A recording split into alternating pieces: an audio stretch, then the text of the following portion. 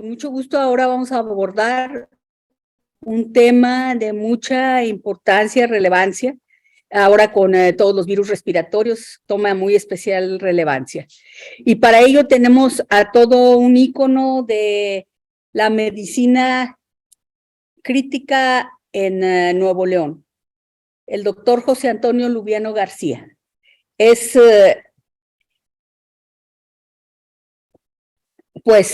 un maestro para todos nosotros, todas las generaciones hemos pasado por él como maestros, y es un referente para los médicos urgenciólogos. Él es médico internista y médico de medicina crítica. Actualmente se desempeña como director del área médica del Hospital Nova, abarcando medicina crítica, medicina interna y urgencias. Está con nosotros el doctor José Antonio Lubiano y sin más preámbulo, pues le dejamos el micrófono. Muchas gracias, doctor. Buenas noches. Muchas gracias a la Sociedad de Medicina de Emergencias de Nuevo León. Un gusto volver a encontrarme con la doctora Baruch después de hace pues mucho tiempo. Ella es la pionera de urgencias aquí en el estado de Nuevo León, entonces me da mucho gusto que me haya presentado. Muchas gracias al doctor Abel, presidente de la Sociedad de Emergencias de Nuevo León, por la invitación, y a la mesa directiva y a todos ustedes. Bueno, el tema que vamos a exponer es las metas de protección pulmonar en SIRA. La historia del SIRA se remonta por allá de los años de 1940, 1950, en donde el doctor Jenkins le denominó síndrome de atelectasias congestivas. En pacientes que tenían choque hemorrágico, observó que había pues ciertas atelectasias en las radiografías y lo denominó entonces síndrome de atelectasias congestivas. Ya para 1959, 1960, esta patología se describió en las epidemias de influenza. Es decir, en todas esas epidemias ya existía pues lo que se conoce como SIRA o como SDRA, pero no se había acuñado ningún nombre. Y seguramente había muchos otros años antes en donde los pacientes presentaban esta patología, pero no se le había descrito, no se le había dado un nombre. Incluso en la guerra de Vietnam se conoce como pulmón de Da Nang, y todos estos eran pues soldados que se presentaban en el campo de batalla, perdían sangre, presentaban choque hemorrágico, y cuando llegaban a los sitios de atención veían que presentaban daño pulmonar y no se sabía por qué. O sea, un paciente que en guerra presentaba una lesión exsanguinante hacía daño en el pulmón. Simplemente los médicos que atendían a estos pacientes observaban que fallecían de una falla respiratoria. Entonces, ya se presentaba este síndrome, pero todavía no se conocía. En este contexto de esos años, pues estos eran los ventiladores que se tenían. Eran ventiladores que pues no se controlaban como los de hoy, con microprocesadores, más en términos de computación, sino que eran realmente ventiladores mecánicos, tal como el nombre lo dice. Este ventilador, pues yo lo llegué a manejar en algunos pacientes, fue quizás con los que me empecé mi entrenamiento en medicina crítica, pero este era el contexto de los años de 1960. Y esta fecha, 12 de agosto, sábado 12 de agosto de 1967, es una fecha importante para la medicina, particularmente quizá para la medicina crítica, porque los doctores Auerbach, Bigelow, Petty y Levine publican en la revista Lancet en 1967 el artículo el cual describe el SIRA. A partir de aquí se empieza una nueva era en la medicina, porque que un grupo de médicos describa una enfermedad no es algo común. Entonces, estos doctores tienen mucha relevancia para la historia de la medicina y particularmente para la medicina intensiva. Ellos describieron a pacientes que presentaban este patrón de disnea severa, taquipnea, cianosis, terapia de oxígeno que era refractaria, pérdida de la compliance pulmonar e infiltrados pulmonares en las radiografías. Esta descripción que ellos hacen en el año de 1967 todavía está vigente y el artículo original publicado en la revista Lancet tiene mucho que ver.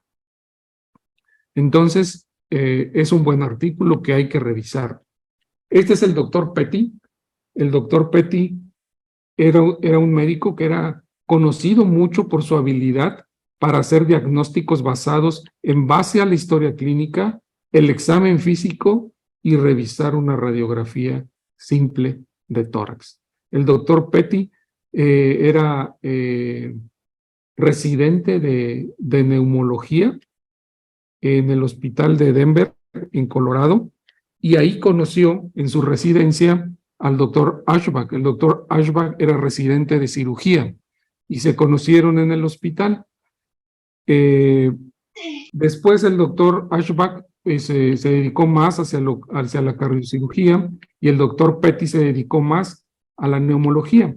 Ahí mismo en el hospital conocieron a los otros dos doctores, al doctor Levin y al doctor Bigelow, y en ese momento fue cuando empezaron mucho a ver pacientes que se empezaban a poner mal, que tenían insuficiencia respiratoria y crearon la unidad de cuidados respiratorios. Este es un tipo de ventilador que utilizaban en ese tiempo y en donde ya empezaban a manejar a los pacientes y monitorizarlos mediante las curvas de función pulmonar. ¿Aquí sigue? La descripción que ellos hacen de los pacientes es muy interesante, porque con tan solo 12 pacientes pudieron describir lo que era el síndrome. Todos ellos presentaban un antecedente, por ejemplo, había pacientes de trauma, ¿sí? Había pacientes que tenían pancreatitis aguda, neumonía viral, Guillain-Barré, trauma, una broncoaspiración y una herida por arma de fuego. Es decir, los pacientes presentaban un antecedente, pero también presentaban daño pulmonar. Entonces, el paciente debería de haber estado bien de su pulmón, tener una causa que provocara un daño y que presentara, aparte de la causa del daño, por ejemplo, pancreatitis, se presentara un daño pulmonar. ¿Sigue? Entonces, en este artículo, ellos describen que estos cambios consistían principalmente en las radiografías en parches bilaterales y que estos hallazgos frecuentemente eran confundidos con insuficiencia cardíaca congestiva. Cuando esto se presentó y ellos descartaban que los pacientes tuvieran falla cardíaca congestiva, entonces decían que tenía un síndrome de insuficiencia respiratoria progresiva del adulto.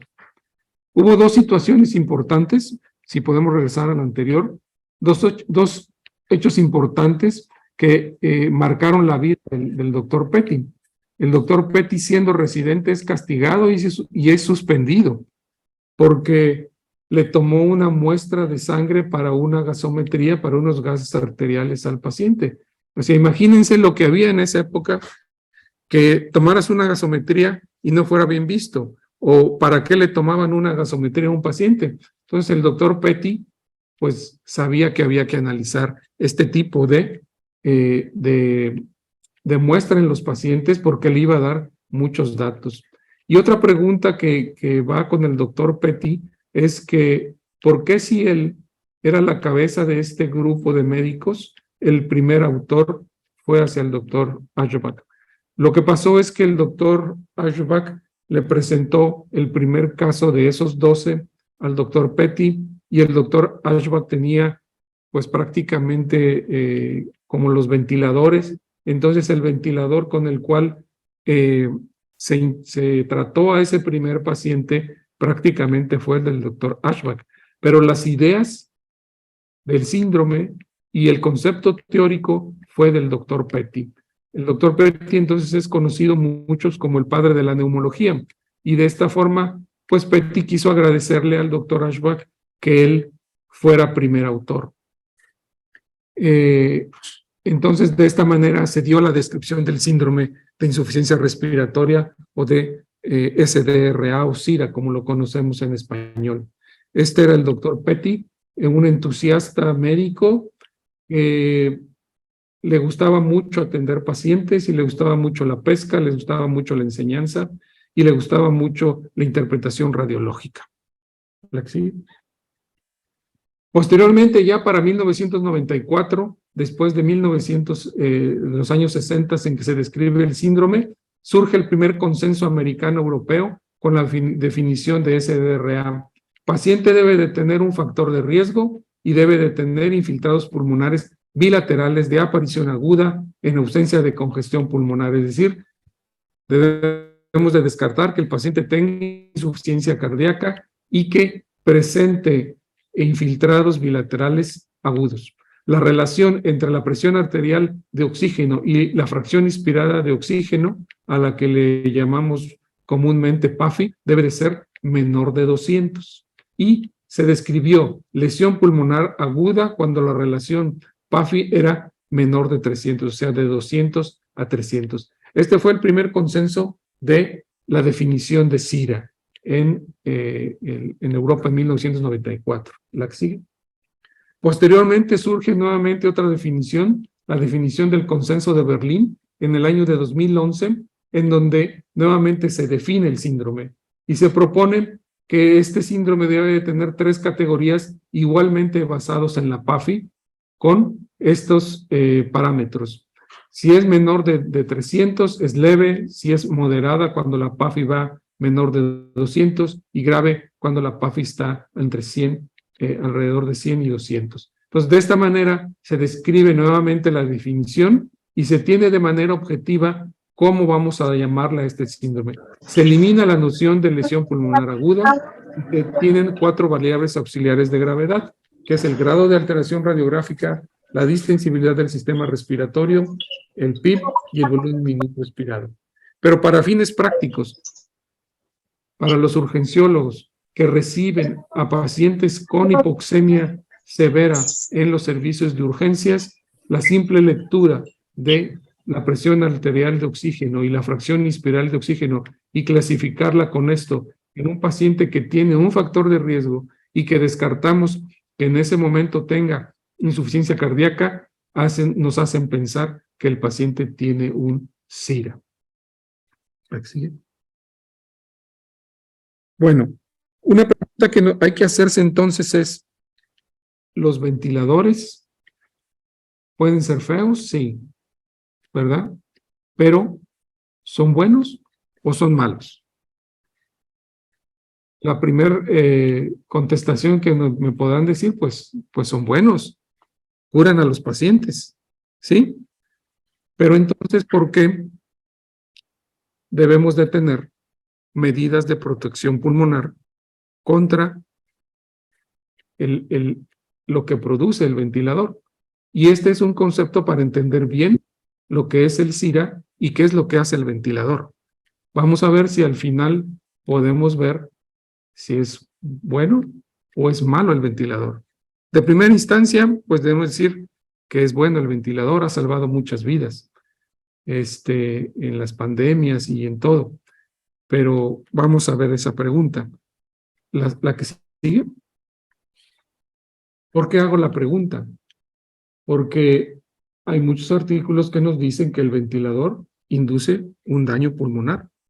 Y cada vez que alguien produce daño, pues no es bueno, es malo, ¿verdad? Entonces, desde el momento en que le ponemos un ventilador a un paciente, le estamos provocando cierto daño. Uno pudiera decirse, pero ¿cómo le estamos provocando cierto daño si en realidad es lo que lo está mejorando? Bueno, cuando ponemos un ventilador, nosotros sopesamos el daño que produce el ventilador contra los beneficios de la oxigenación. ¿Sí? Y ahorita vamos a ver por qué. O sea, ventilar a un paciente no es normal. Es decir, si yo le instalo un ventilador a un paciente, debo de entender que no respiramos así, que esto es algo diferente. Ponerle el tubo a un paciente le provoca lesión en la vía aérea, pero también le provoca lesión el hecho de estar metiendo y sacando el aire de una manera diferente a la fisiológica. Entonces, se descubrió que los ventiladores sí producen daño al pulmón.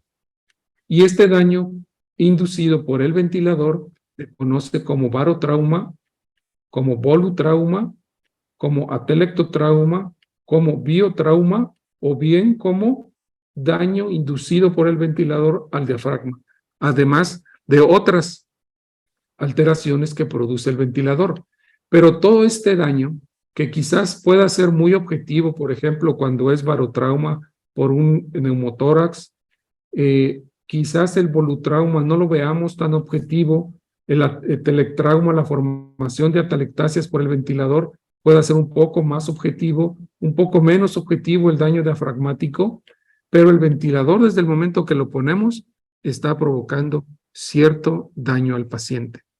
Sopesamos estas alteraciones porque vemos que el paciente mejora la oxigenación. Entonces nosotros balanceamos y preferimos que pueda arriesgarse este daño contra la mejoría que me provoca la oxigenación. ¿La que sigue?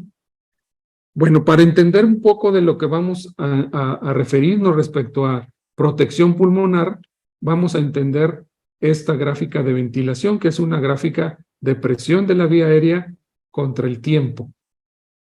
Aquí vemos a un paciente que está respirando sobre la línea de 0 y este es un ciclo respiratorio compuesto por la inspiración y por la expiración. Este ciclo respiratorio provoca esta curva en el paciente, ¿sí?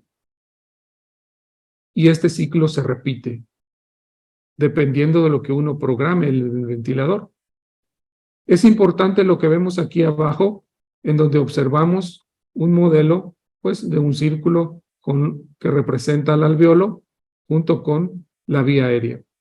Cuando ocurre la inspiración que entra el aire, el alveolo, digamos que se infla, se abre, y cuando ocurre la salida del aire en la expiración, el alveolo se cierra. Esto es fácil de entender. ¿Cómo actúa el PIP? Que es otro de los factores importantes en la ventilación mecánica.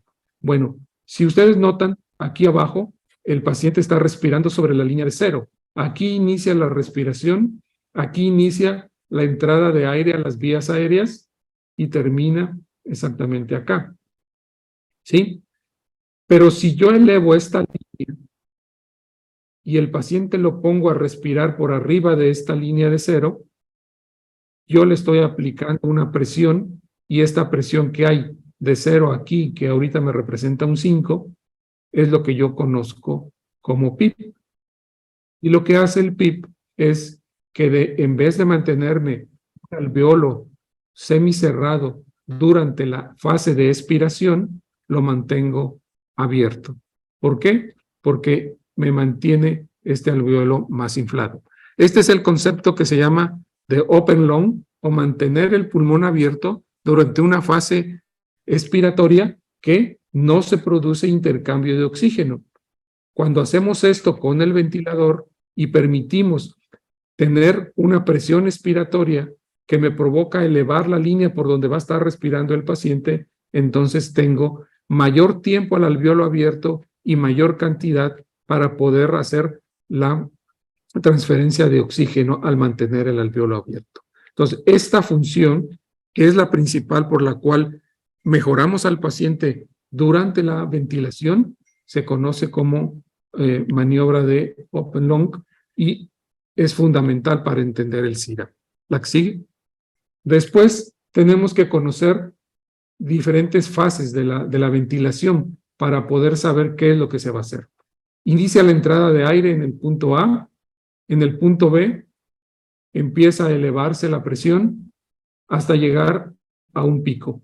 Esto que está acá en el punto C es la presión máxima o la presión pico que se da en un paciente que se está ventilando. Después de que el aire entró totalmente, se adquiere una fase de distribución en donde se encuentra una meseta. Y aquí también se mide otra presión que se llama presión meseta o presión plató. Estas dos presiones son muy importantes para entender las metas de protección pulmonar. Entonces no se les olvide, este es un paciente que está en una gráfica de presión de la vía aérea contra el tiempo y que tiene un PIB, ¿sí? Va a tener entonces una presión pico y una presión meseta o una presión plató. Muy bien. La que sigue. Este también es otra curva que se va a obtener en los ventiladores. Los ventiladores modernos pues ya traen todas estas curvas y lo único que yo tengo es pues acceder a la curva para ver qué es lo que está sucediendo con el paciente. Esta es una curva de volumen contra presión, ¿sí? Es decir, yo le pongo cierta presión al ventilador y genero cierto volumen en el paciente. A medida que va incrementándose la presión con respecto al tiempo, ¿sí? Va aumentando la presión, ocurre una fase de inflexión, en donde hay un cambio de la curva y se eleva rápidamente. Es decir, de tener los alvéolos cerrados aquí, empiezan a abrirse, se vence una resistencia y rápidamente entra el aire, hasta llegar a tener el pulmón totalmente abierto, ¿sí? Como todo esto tiene un límite, cuando ya se abren los alvéolos, ¿sí? Y yo quiero seguir metiéndole más aire al paciente, ¿sí? Lo que se provoque acá va a ser sobredistensión de este alvéolo o de estos pulmones. Si yo no puedo meter más aire de que el pulmón necesita porque le voy a provocar daño. Cuando ocurre esto y yo manejo al paciente con mayor cantidad de presión en la vía aérea, le voy a provocar un daño. Después viene ya la fase de expiración, en donde el aire nuevamente empieza a salir y nuevamente se observa un descenso, ¿sí? Hasta acá. Entonces, si yo quiero ponerle al paciente PIP, voy a tener que ver en dónde el alvéolo se empieza a abrir. Y eso solamente lo puedo ver en esta curva, ¿sí? Cuando yo veo que el alvéolo vence esta resistencia, y esto es muy fácil de entender, todos hemos inflado algún globo y hemos visto que al inicio, cuando yo empiezo a meter el aire en el globo, observo que hay una resistencia y después venzo esa resistencia y fácilmente el aire entra. Esto es lo que sucede con el pulmón. Empieza a meterse el aire y de repente se vence una resistencia y entra el aire. Cuando se vence esa resistencia, el alvéolo se mantiene abierto. Entonces, la forma en la que uno puede calcular qué tanto PIP necesita mi paciente para que pueda mantenerse el alvéolo abierto es ver esta curva de volumen, presión, ver dónde ocurre esta fase y aumentar un poquito más el PIP, unos 2 centímetros. Por ejemplo, aquí se abriría aproximadamente en 14, y entonces este paciente necesitaría aproximadamente un PIP de unos 15, 16 para que el alvéolo se mantuviera abierto durante la fase expiratoria y pudiera yo entonces oxigenarlo mejor. Entonces, estas dos curvas son importantes para entenderlo y se puede hacer en el servicio de urgencias. No se necesita más que conocer la curva, ver el número y tratar de ver cómo puedo yo mantener el alvéolo abierto durante la fase expiratoria para que mejore la oxigenación del paciente. Pero recordar que no es normal mantener un alvéolo de esta forma, como lo hago yo con el ventilador. Cada vez que yo inflo el alvéolo, provoco distensión de las fibras conectivas que está hecho el alvéolo, y esa distensión le provoca al alvéolo daño. Entonces, cada vez que está el alvéolo abriéndose y cerrándose, le va a provocar más daño. ¿Sí? La que sigue. Estas son las radiografías de pacientes que tienen SIRA, o sea, pulmones blancos. Pero si observan una radiografía con la otra, las dos son de pacientes que tenían hipoxemia severa, y que veíamos pulmones blancos. Una vez que descartamos que el paciente pueda tener falla cardíaca, estos infiltrados son consecuencia de una reacción pulmonar. Si ven, hay áreas en las cuales no se observa, o sea, las áreas en parches que describían el doctor Petty y sus colaboradores en los pacientes. Es decir, va a haber entonces zonas que están comprometidas y zonas que están no comprometidas, zonas que se pueden ventilar y zonas que no se pueden ventilar. Entonces, ¿yo dónde voy a actuar? ¿Dónde va a actuar el ventilador? El ventilador va a actuar en las zonas que se pueden ventilar, ¿sí? Esas zonas que se pueden ventilar, yo las puedo abrir y permitir que se oxigene mejor el pulmón. Vamos a la siguiente. Esto es unos pulmones que empiezan a meterles el aire y observen estas zonas, que son las zonas en que ya se abrió el pulmón, ¿sí? Y cuando el pulmón ya se encuentra totalmente inflado, en un paciente que tiene SIRA, vamos a encontrar zonas que aún no se han abierto, ¿sí? Entonces, si yo voy a meterle aire a todo este pulmón, en la misma cantidad a estos alveolos que se encuentran aquí y a estos alveolos que se encuentran acá, pues alguno va a recibir daño por tratar de meterle mucha presión o por tratar de inflarlo de más, y eso es lo que le provoca el daño al alveolo, la sobredistensión que provoca meterle mucho volumen o meterle mucha presión provoca daño a los alveolos, y ese daño a los alveolos se refleja después en mayor hipoxemia. Entonces, yo puedo provocarle daño al paciente con el ventilador, pero entonces, ¿cómo lo voy a proteger? Y de ahí entonces surgen las medidas de protección pulmonar. Vamos a la siguiente. Este es el primer trabajo en el cual se intentó demostrar que si yo reducía el volumen que metía con el ventilador al paciente, podía prevenir el daño pulmonar inducido por el ventilador. Este artículo intentó entonces tener una presión plató menor de 25, ¿sí?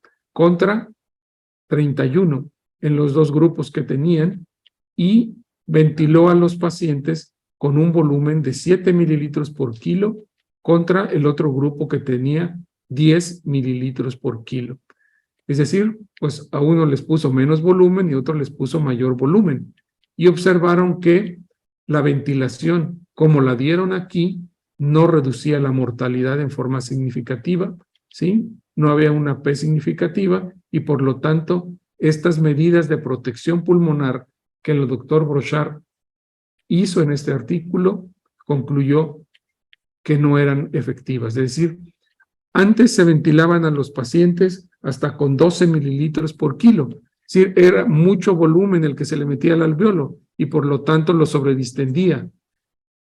Intentaron reducir el volumen y pusieron a un grupo con 10 y otro con 7 y observaron que no había diferencia en la mortalidad. Entonces, fallaron en demostrar que realmente esta medida de disminuir el volumen era efectiva en estos pacientes. ¿La que sigue? Vino otro intento ya en febrero del 98 con el doctor Marcelo Amato, en el cual le llamó ventilación convencional a un PIB más bajo para obtener una oxigenación aceptable y un volumen tidal de 12 mililitros por kilo, manteniendo presiones de CO2 de 35 a 38, y lo comparó con otro grupo al que le llamó ventilación protectora, en donde el PIB calculaba en base al punto de inflexión de la curva presión-volumen que revisamos anteriormente y bajó el volumen del paciente hasta 6 mililitros por kilo, es decir, de 12 mililitros por kilo que inflaba mucho el alveolo, bajó al grupo al que le ponía 6 mililitros por kilo. Y aparte surgió un concepto que se llamaba the driving pressure, que trataba de mantener en 20. Ahorita vamos a ver a qué se refiere esto. El paciente se le permitía que tener hipercapnia y los modos fueron cambiados de volumen a presión. Esto es ventilación protectora. Cuando disminuyó el volumen hasta 6 mililitros por kilo, entonces encontraron que la mortalidad a 28 días en este grupo sí era significativa y por lo tanto denominaron que la ventilación protectora, disminuyendo el volumen que uno le mete al paciente, le provoca menos daño pulmonar. Entonces, la primera conclusión a la que llegan es que yo debo de manejar a los pacientes con un volumen tidal bajo para no provocarle más daño. Es decir, los pacientes que eran tratados con 12 mililitros, las zonas de pulmón que veíamos que eran normales, les estábamos provocando daño. Y en vez de mejorar al paciente, lo empeorábamos, porque estábamos sobredistendiendo ese tejido conectivo del alveolo y le estábamos provocando más daño. Cuando bajó el volumen a 6 mililitros, observaron que ese daño ya no era tan importante. Por lo que, entonces, cuando yo programo mi ventilador, debo de programarlo con volúmenes tidal bajos. ¿La que sigue? Este otro artículo, entonces, también compararon ventilación convencional a 12 mililitros por kilo con presiones plató de 50 contra ventilación protectora, volumen tidal de 6 contra presión plató de 30, y observaron que también la mortalidad disminuía. Obviamente que cuando estamos hablando de SIRA, pues la enfermedad tiene una mortalidad alta, pero ya cuando observas una reducción de casi 10 puntos porcentuales, entonces quiere decir que se te van a morir 10 pacientes menos. Y se mueren 10 pacientes menos porque les provocas menos daño por el ventilador. Menos daño. No quiere decir que no le provocamos daño, pero sí les provocamos mucho menos daño y los pacientes pueden mejorar. ¿La que sigue? Surgió después este otro consenso que le llamaron ARDS-NET, ¿verdad? El ensayo network de SIRA, en donde quisieron hacer las cosas mucho más prácticas. Y estos eran los criterios que tenían los pacientes: infiltrados bilaterales difusos, la PAFI muy por abajo de 300, y no había la causante de que pudiera tener falla cardíaca. Y estos eran sus pacientes. Y los objetivos eran los mismos: una presión plató menor de 30, ¿sí? Si el paciente tenía una presión plató mayor de 30, bajaban el volumen de 1 mililitro en 1 mililitro hasta llegar a 4 mililitros por kilo. Lo importante era no tener presiones plató muy altas, ¿sí? Si la presión plató era menor de 25, incrementaban el volumen hasta llegar a 6. Entonces mantenían el volumen tidal entre 4 y 6 mililitros y la presión plató alrededor de 25. Pero era muy fácil entonces, si un paciente llega al servicio de urgencias y tiene hipoxemia refractaria, y en ese momento la pregunta es, ¿cómo le manejo el PIP para que mejore la oxigenación sin que le provoque daño pulmonar por el ventilador? Hago esto que dice aquí, ¿sí? Veo mi presión plató y le voy bajando el volumen para que no esté arriba de 30. Y el PIP dijeron, bueno, pues vamos a hacer una tabla en donde tenemos este concepto de bajo PIP, alto FiO2. Si tiene 30% de FiO2, manéjelo con 5 de PIP.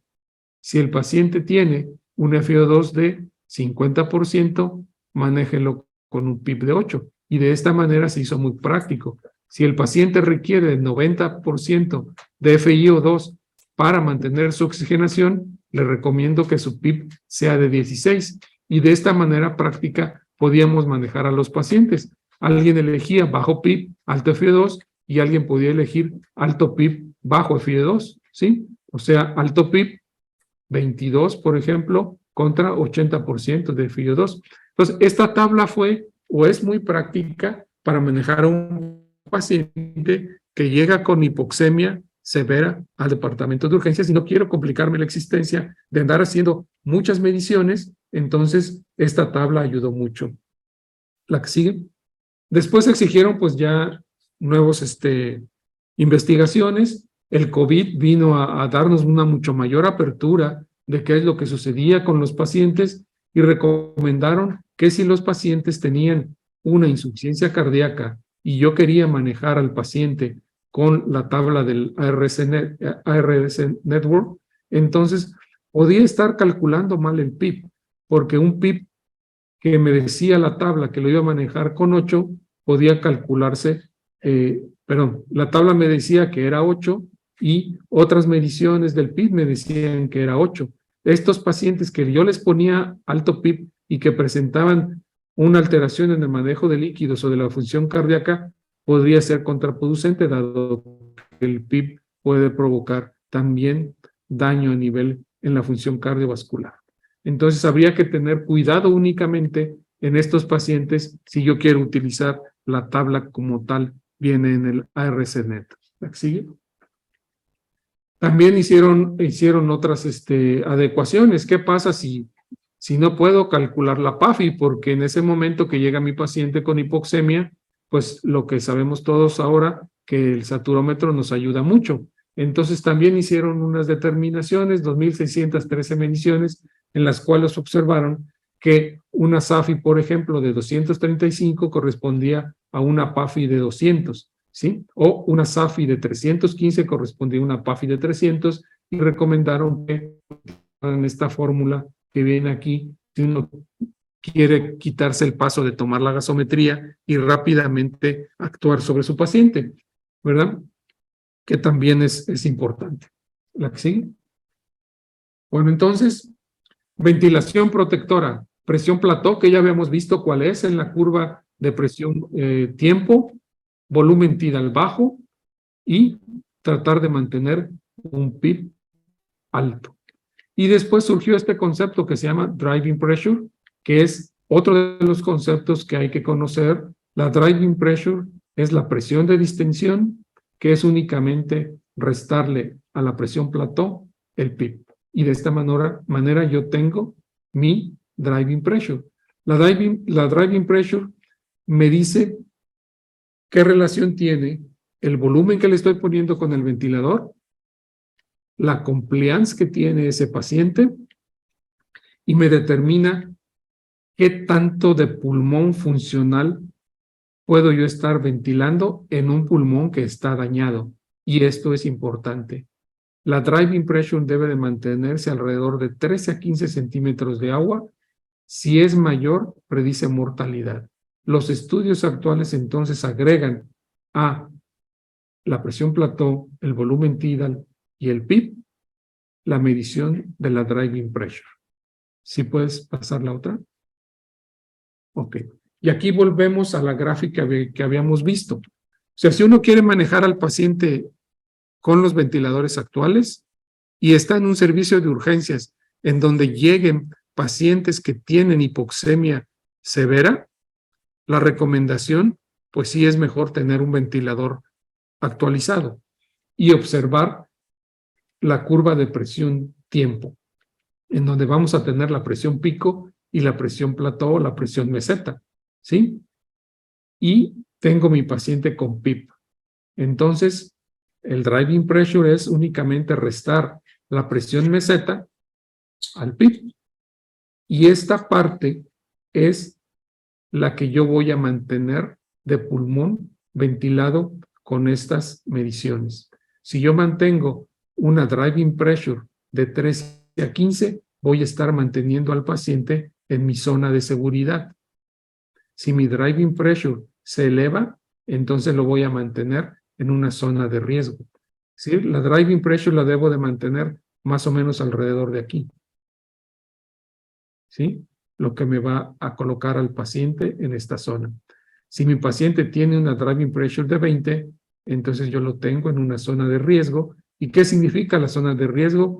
Que entonces sí le estoy provocando más daño con el ventilador, más daño del que habitualmente se produce, porque recordemos que nosotros no ventilamos con un ventilador ni con un tubo, ¿sí? Ventilamos de otra manera diferente, pero sopesamos el daño que le puede provocar el ventilador contra la mejoría de la oxigenación. Entonces, para que el ventilador no le provoque más daño y esas zonas de pulmón sano puedan ser ventiladas de manera correcta y no le provoque mayor lesión, yo debo de mantener este monitoreo.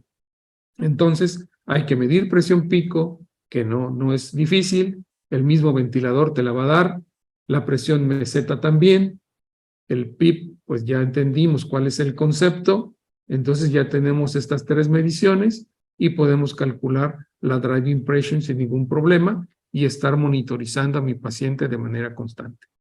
Entonces, tengo ahora sí ya la protección alveolar. Recuerden que es protección del daño que provoca el pulmón. ¿Sí? Entonces, de esta manera puedo yo obtener mis variables. ¿La que sigue? Entonces, después vienen estudios que replican lo mismo, de que la driving pressure debe de mantenerse en esto, de que la presión meseta no debo de mantenerla arriba de 24, y algunos estudios que hablan que 30, y que la presión pico no debe ser mayor de 35. Entonces, más o menos están por estas cifras, ¿sí? Alrededor de estas cifras para tratar de mantener a mi paciente bien ventilado. ¿Sí? Un algoritmo sencillo que viene publicado en este artículo es el paso 1, medir la talla del paciente, calcular el peso predicho, ¿sí? No es el peso que yo le calcule de manera subjetiva, hay una fórmula para calcular el peso predicho. Una vez que calculé el peso predicho, entonces yo le calculo el volumen entre 6 y 8 mililitros por kilo. Ya que decidí que este va a ser el volumen que le voy a meter, entonces sí, le puedo empezar con un PIP inicial de 5 y observar qué es lo que pasa y cómo se comporta mi paciente. Lo programo en modo asisto controlado por volumen. ¿Por qué por volumen? Porque es la que me permite hacer esta medición, ¿sí? De la presión meseta. Calculo la presión de distensión, ¿sí? Y obtengo el driving pressure, que debe de estar menor de 13 centímetros de agua. Y con esto obtengo una protección alveolar, ¿sí? Si el driving pressure es mayor de 13, yo puedo disminuir el volumen. Es decir, puede bajarle a 5, si el paciente está ahí, lo puedo bajar y con eso mejoro el driving pressure. O puedo considerar optimizar el PIP, disminuir un poco el PIP o aumentar un poco el PIP, pero lo importante es que yo mantenga esa zona que veíamos. Si me quieres pasar donde teníamos la gráfica. Ahí mero. Lo importante es que si yo obtengo una presión pico alta o una presión meseta alta, puedo disminuirla al disminuirle el volumen que le estoy metiendo, o bien puedo incrementar el PIP. Si yo incremento el PIP, mantengo siempre esta zona alrededor de 13, ¿sí? La que sigue. Y entonces, así es como yo puedo incrementar o mantener mis metas de protección pulmonar. Considerar posición prono, bueno, sería cuestión de otra plática, pero las metas de protección pulmonar las puedo seguir con este algoritmo. ¿Sí? Bueno, para concluir entonces, ¿el ventilador es bueno o es malo? Pues diría yo que es bueno, siempre y cuando maneje estas medidas de protección pulmonar, ¿sí? Si no las sé manejar, le puedo provocar más daño al paciente. La mortalidad por SIRA es alta. El tener un paciente con hipoxemia severa de entrada ya nos hace que sea un paciente muy grave, pero yo puedo mejorarlo con estas medidas de protección pulmonar. Los pacientes a veces fallecen no del daño pulmonar, sino de lesiones a otros órganos. Considerar que la ventilación no es curativa, que es de soporte, mientras yo soluciono el problema principal del paciente, que me puede provocar daño a la ventilación mecánica, barotrauma, volutrauma, atelectrauma, daño al diafragma, que libera muchos mediadores de inflamación. Es decir, si yo ventilo al paciente con medidas que no son las protectoras, le voy a provocar liberación de mediadores, de interleucinas que producen más daño a otros órganos, y que irónicamente el ventilador puede salvar la vida de un paciente, pero también le puede producir daño agregado y contribuir a la mortalidad si no puedo manejarlo bien. Entonces, si limitamos lo que se llama stretch, o sea, esa distensión del alveolo al final de la expiración durante la ventilación, produciremos poco o nulo daño y permitiremos la recuperación del pulmón.